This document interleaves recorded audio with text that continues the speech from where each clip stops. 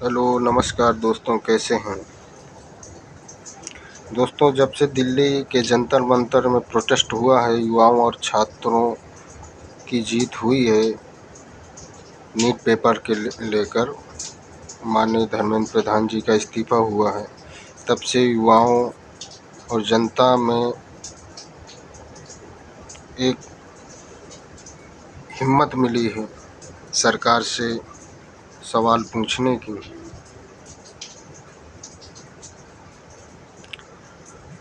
दोस्तों, सरकार हम इसलिए चुनते हैं ताकि शिक्षा, स्वास्थ्य और रोजगार में सुधार हो सके,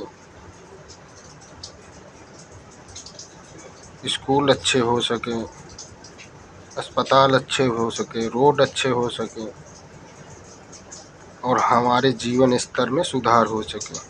इसलिए हम दिन रात मेहनत करके सरकार को हर चीज़ में टैक्स देते हैं, डायरेक्ट या इनडायरेक्ट रूप से।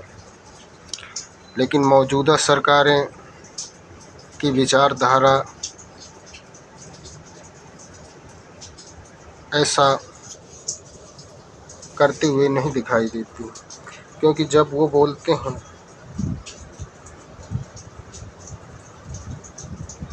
कि ये आपके टैक्स का पैसा कब्रिस्तान में खर्च होता था, लेकिन अब वही पैसा सांस्कृतिक विरासतों में खर्च हो रहा है, मंदिरों में खर्च हो रहा है, मूर्तियों में खर्च हो रहा है।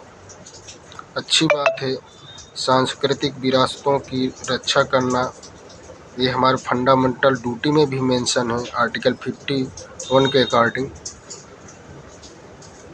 लेकिन साथ साथ शिक्षा, स्वास्थ्य और रोजगार में भी मजबूती हो, इसके लिए सरकार कोई ठोस कदम बनाए। दोस्तों, आज भी मैं ग्रामीण क्षेत्र से आता हूँ, बड़ा गांव से। आज भी सरकारी स्कूलों के हालात ऐसे हैं कि बच्चे सिर्फ दलिया खाने के लिए ही जाते हैं, नाम मात्र का। और जिनके पास पैसा नहीं है, कोचिंग तो एक तरीके से मान लीजिए कंपलसरी ही हो गया है।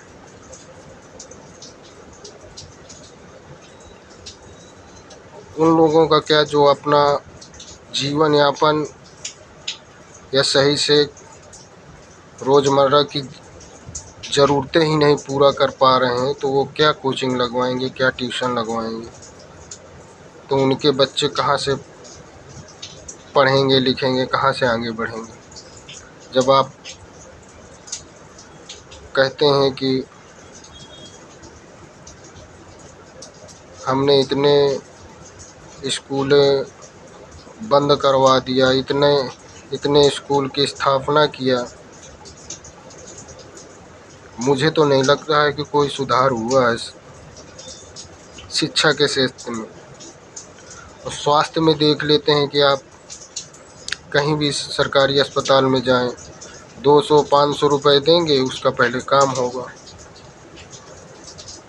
मतलब हम दिन रात मेहनत करके आपको टैक्स दें और आप टैक्स का पैसा जो आज के समय में शिक्षा, स्वास्थ्य, रोजगार में 90% देने की ज़रूरत है, वहाँ आप 90% न देकर 10% ही देते हैं। और 90% धर्म को लड़ाने में, जाति के लड़ाने में, भेदभाव करवाने में ये सरकार खर्च करती हुई दिखाई दे रही है। हाल ही में अभी प्रदेश के मुख्यमंत्री श्री योगी आदित्यनाथ जी आए थे बांदा। उन्होंने एक शब्द अपने भाषण में बोला कि ये जो आपका टैक्स का पैसा है, पहले कब्रिस्तान में खर्च होता था, अब आपकी मूर्तियों में और मंदिरों में खर्च हो रहा है। माननीय योगी जी, आप आइए हमारे गांव में और स्कूलों का हालात देखिए। बच्चे आज भी दलिया खाने के वास्ते ही जाते हैं, नाम के लिए। ना तो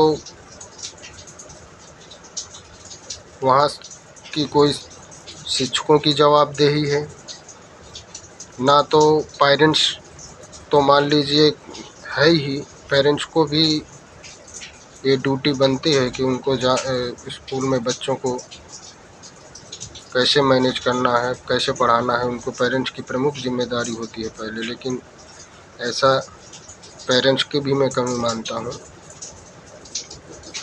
लेकिन सरकारें क्या कर रही हैं? सरकारों को तो हम चुन के भेजते हैं, अपने मेहनत की कमाई का टैक्स देते हैं, लेकिन आप मंदिर मस्जिद में खर्च करते हैं, फिर बोलते हैं हमने इतने लोगों को रोज़गार दिया।